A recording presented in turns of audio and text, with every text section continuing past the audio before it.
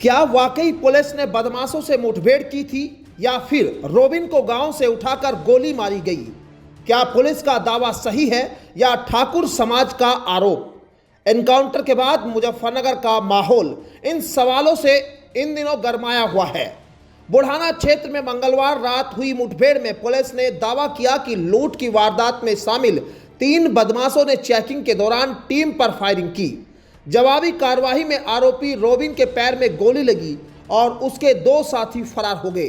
Police ने तमंचा, कारतूस और लूटी गई बाइक बरामद करने की बात कही, लेकिन एनकाउंटर के बाद अब ठाकुर समाज और भाजपा नेताओं ने पुलिस की ही कार्रवाई पर सवाल खड़े कर दिए हैं।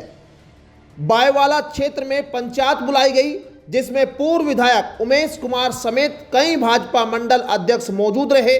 पंचायत में आरोप लगाया गया कि पुलिस ने रोबिन को गांव से उठाकर गोली मारी है। वहीं इसके बाद पूर्व विधायक उमेश कुमार ने मंच से 3 दिन का अल्टीमेटम देते हुए चेतावनी दी है कि अगर आरोपी पुलिस कर्मियों पर कार्रवाई नहीं हुई तो आंदोलन तेज किया जाएगा। पंचायत में मौजूद लोगों ने भी एकजुट होकर न्याय की यहां मांग उठाई है।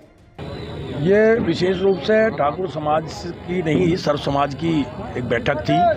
हमारे मोनू ठाकुर हमारे मंडल अध्यक्ष हैं, बुढ़ाना मंडल के। उसी गांव का, उसी परिवार का ये मामला था। उसी गांव का परिवार के बालक को कल लूट के मामले में किसी पुलिस के द्वारा गिरफ्तार किया गया था।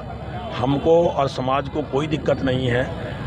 अगर उसके ऊपर लूट का मुकदमा लगता तो भी कोई दिक्कत नहीं थी, उसके ऊपर गैंगस्टर गुंडा एक्ट लगे तो भी हमें कोई दिक्कत नहीं है। लेकिन विषय ये है कि पूरे समाज के सामने से, मोनू ठाकुर हमारे मंडल अध्यक्ष के सामने से, उसके परिवार के सामने से, हमारे चंद्रपाल जी खड़े उनके सामने से, उसकी माँ के पास से तालाब से उसको उठा के ले गए और उसके बाद 15-20 दिन बाद, 15-20 मिनट के बाद इस प्रकार की घटना हो जाती है जो निंदनीय घटना है। उसी के लिए समाज के बीच में एक बड़ा आक्रोश पैदा है।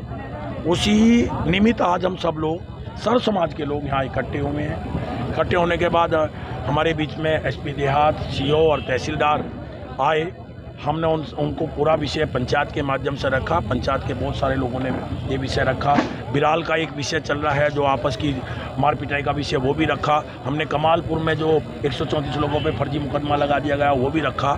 हमको आश्वस्त किया है एसपी देहात ने खड़े होकर कि हम वो 7 दिन की 8 दिन की बात कर रहे थे, लेकिन पंचायत के माध्यम से उनको 3 दिन का समय दिया गया है कि 3 दिन के अंदर अंदर एसपी सिटी और 2 सीओ उनके साथ जो समिति का गठन हुआ है वो जांच हो, जांच को सार्वजनिक करें और जांच के उपरांत 3 दिन के अंदर अंदर इसके एसएचओ के ऊपर कार्रवाई हो। इस प्रकार का उनको कहा गया। उन्होंने स्वीकार किया, उन्होंने आश्वस्त किया है कि 3 दिन के अंदर अंदर हम इस जांच को पूरा करेंगे और उसके ऊपर कार्रवाई करेंगे।